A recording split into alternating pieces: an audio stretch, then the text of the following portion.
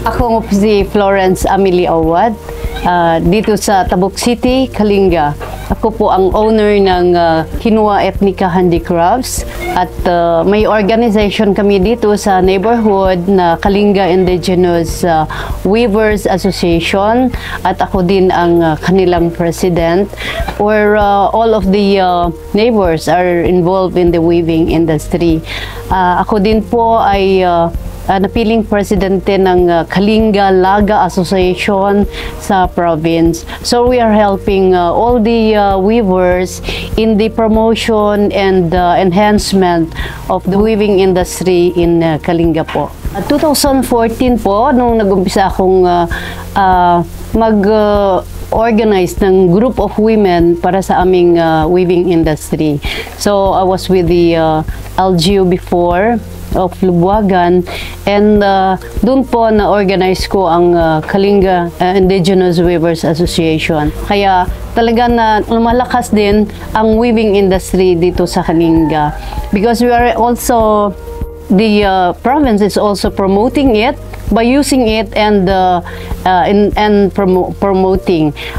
Ganon din sa amin dito ay sa mga bata, patuloy kaming nagpapatraining ng weaving at saka accessory making para tuloy-tuloy ang paggawa ng mga ito.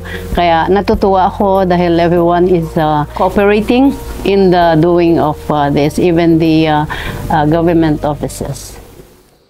In Kalinga, the silk industry faced a critical challenge.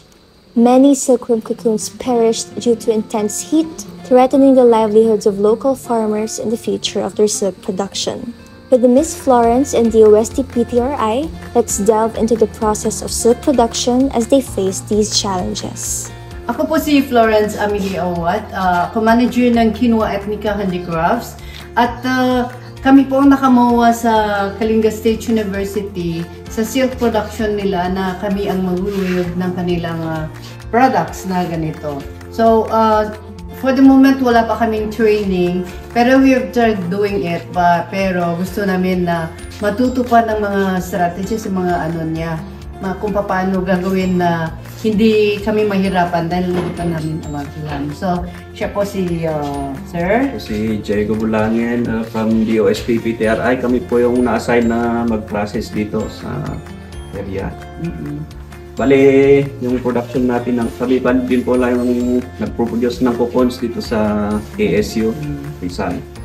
So, yung mga production natin, ma'am, pag ipaprocess na natin, bale, kung makikita nyo sa taas, ito yung makukuha natin na yung production.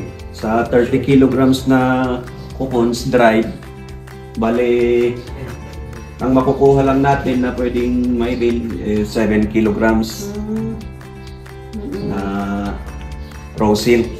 Bale, may waste tayo yung mga pupa sa loob at yung mga hindi makuha yung end na cocoons, kaya naging 7 kilograms na lang. So, from raw silk, pag i-reel natin, bali ita-transfer lang natin sa small reels to big reels, kaya makukuha natin yung raw silk, parehas pa rin 7 kilograms. Bali, yung 30 kilograms ang recovery na makukuha natin pag maganda yung cocoons, 25 to 30%. Bali, dito na yung processing natin kung saan natin ipaprocess yung na-produce nating cocoons. Bali, pagka-harvest natin ng cocoons, pag hindi natin ma-reel agad, dinadry natin para ma-stock. At pwede nating i-reel pag may time na tayo, yung bakante, yung naipon na. Kasi yung machines natin, paramihan yung kaya sayang naman kung konti lang ang i-process natin. So once na na-dry, na-stock at marami nang mai-process, bali ang unang process dito yung iluluto natin. Dito? Yung pressurized full cooking chamber natin. Bali dito iluluto yung cocoons para ma-soften yung sericin. Yung sericin yung gum na nagpapatibay sa cocoon kaya matigas. Once na naluto yun, madali mo nang tanggalin yung thread. Bale, from here, pupunta tayo dito. Kukunin yung end niya. Oo, ma'am. Oo. Bale, tapos pag nakuha na dito, transfer na dito sa filling machine. Dito na natin i-process yung cocoons na naluto at nakuhanan ng end. Bale, yung isang sinulid, depende sa gusto nating kapal, may 21 denier at 60 denier. Yung denier pala yung kung ilang Thickness. yung thickness ng sinulid natin, yung silk. Sa 21 din, ma'am, bale ang magko-combine na cocoon doon 10 to 13 cocoons para maging isang sinulid. Bale, ito na yung kapal. Dadalhin dito. Parang i-transfer lang natin dito para madali natin kunin yung raw silk. Okay. So from here, tatalian na to, lacing, tapos twist para ma-stack.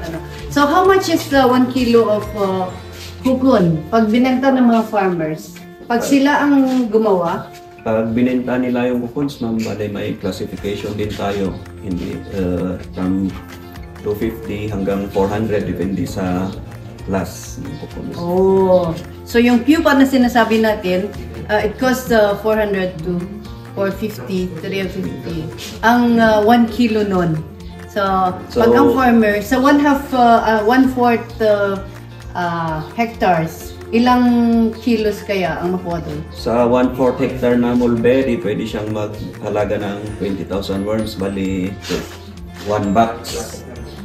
Magiging ilang kilos yun? Magiging yung 1 box makakakuha siya ng 25 kilograms na fresh cocoons. Fresh cocoon. So 20 kilograms ng fresh cocoon times 350.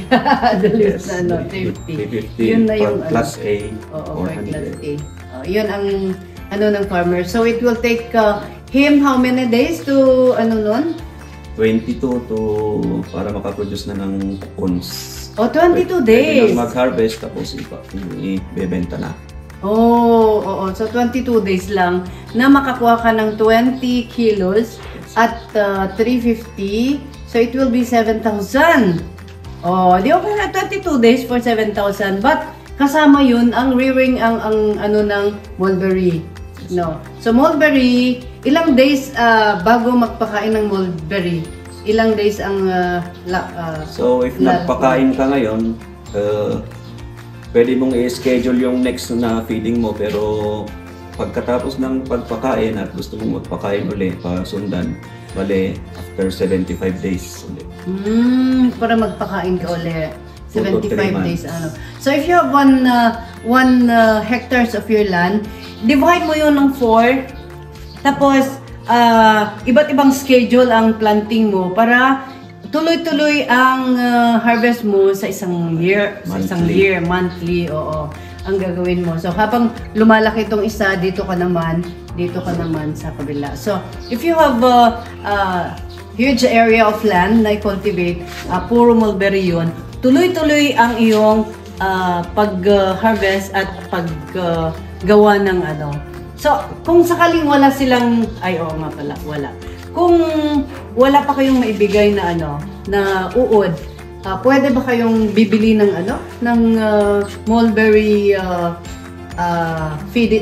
feeds lang? Yung leaves lang? Hindi naman.